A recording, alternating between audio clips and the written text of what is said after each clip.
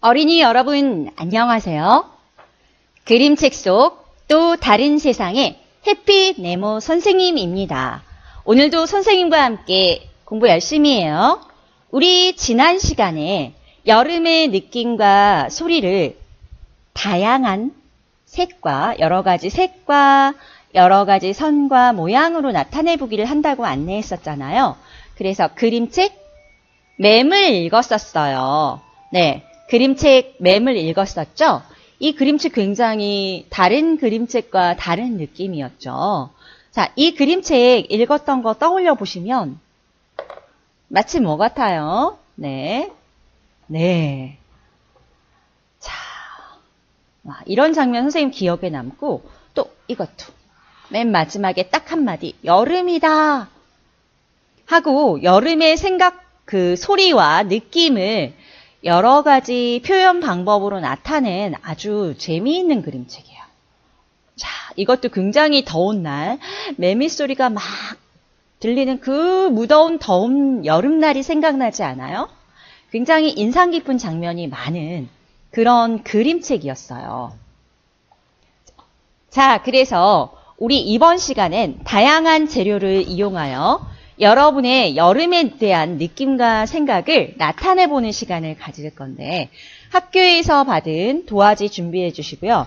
그리고 여러분이 가진 색연필과 사인펜 준비해 주시고 그리고 혹시 집에 더 있으시다면 크레파스를 준비해도 좋겠죠. 크레파스 그리고 있는 사람의 경우에 물감이나 이런 파스텔 같은 것도 준비해 줄 수 있을 것 같아요. 그리고 선생님은 참고로 빨대, 이게 빨대거든요. 종이로 만든 빨대인데 빨대를 이용해서 그림을 그렸습니다. 자, 준비해 주시고요. 준비가 안 된 친구는 잠깐 멈춤하고 재료를 준비해 주세요. 오늘은 2가지 이상의 재료를 사용하여 다양한 재료라고 했으니까 2가지는 꼭 넣어야 돼요. 2가지 재료를 넣어서 여름의 느낌과 생각을 나타내보는 시간을 가질 건데 선생님과 함께 참고 작품 한번 살펴볼게요. 자, 선생님이 자, 첫 번째 작품을 볼까요? 자, 첫 번째 작품에 보이는 글자가 있죠. 자, 오늘은 이렇게 여러분이 여름이라고 생각했을 때 떠올릴 수 있는 글자를 그림 속에 집어넣을 거예요. 자, 이 그림은 어떻게 그렸냐면, 자, 여러분 보시는 것처럼 맴. 여름의 소리 맴을 나타내고 싶었어요. 네, 맴을 나타내고 싶어서, 네, 이렇게 그 다음 여름 하면, 네. 푸른 나무가 떠올리잖아요. 초록색의 진 초록의 나무가 떠올라서 맴 글자가 나무에 이렇게 나무를 이루었어요. 자, 여기에 큰 매미와 작은 매미도 보이네요. 자, 어떤 재료를 썼냐면 먼저 사인펜으로. 우리 사인펜은 어떤 특징을 가진다고 했죠? 한번 쓰면 지워지지 않아요. 그리고 사인펜 위에 이렇게 그리고 이거는 색연필이거든요.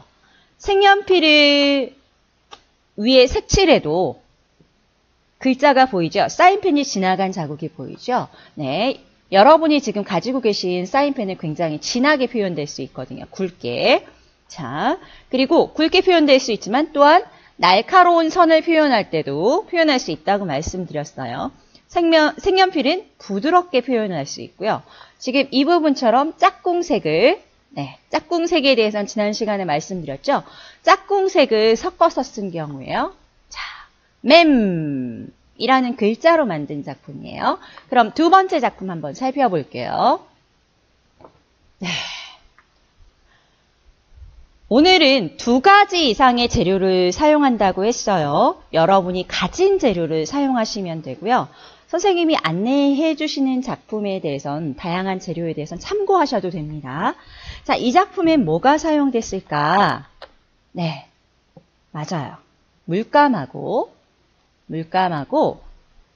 파스텔이 사용됐어요. 물감과 파스텔 사용 방법에 대해서는 선생님이 지난 수업에 말씀드렸어요. 자, 물감은 어떤 특징을 가지고 있냐면 물감에 물을 섞어서 진하기를 조정할 수 있다 그랬죠? 선생님 거의 물을 묻히지 않았어요. 굵은 붓으로 맴! 굉장히 더운가 봐요. 여기는 파스텔로 네, 하고 그리고 이렇게 휴지로 문질러 줬어요. 그랬더니 이런 더운 여름날에 맴이 됐네요. 진짜 더운 여름날에 들리는 소리 같지 않아요? 네. 그 다음 작품 한번 살펴볼게요. 자, 이 작품에선 뭐가 보이나요? 네, 어떤 글씨가 보일까? 선생님 글자 하나씩은 집어넣어야 된다고 그랬잖아요. 여름과 관련되는 글자. 꼭 들리는 소리가 아니어도 괜찮아요. 발견했나요? 네, 맞아요. 비예요. 비. 자, 자세히 살펴보면 이 작품은 선생님이 먼저 크레파스를 사용해서 비라고 글씨를 써줬어요. 근데 비는 촥촥촥촥촥촥 내리잖아요. 그래서 비를 굉장히 비 하고 날카롭게 써줬어요.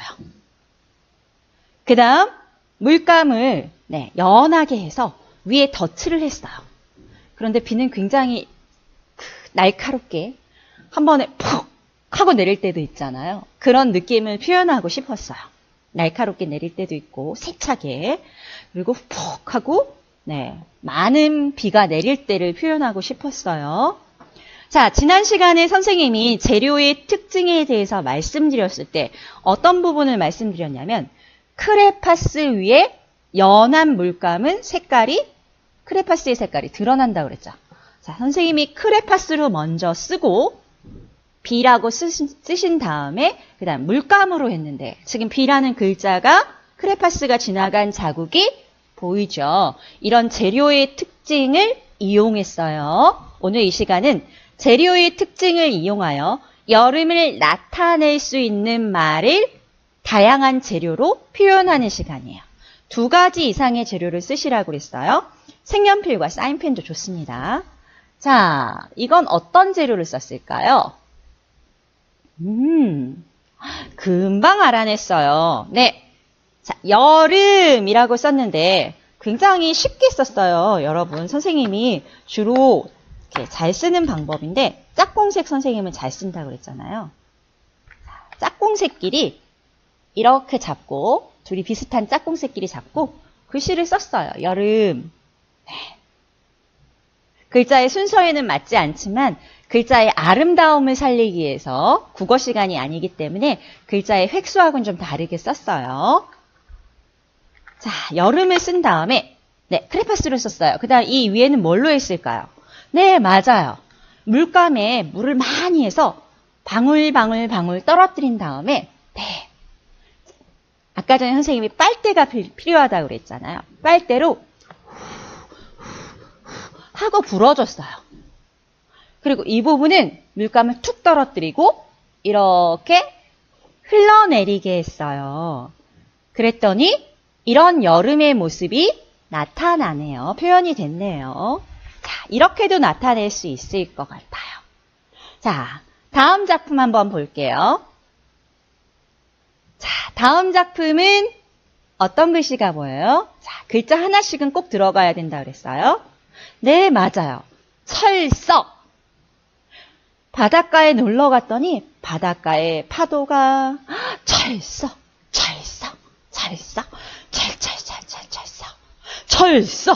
갑자기 철썩하고 소리가 나는 그런 느낌을 살려주고 싶었어요.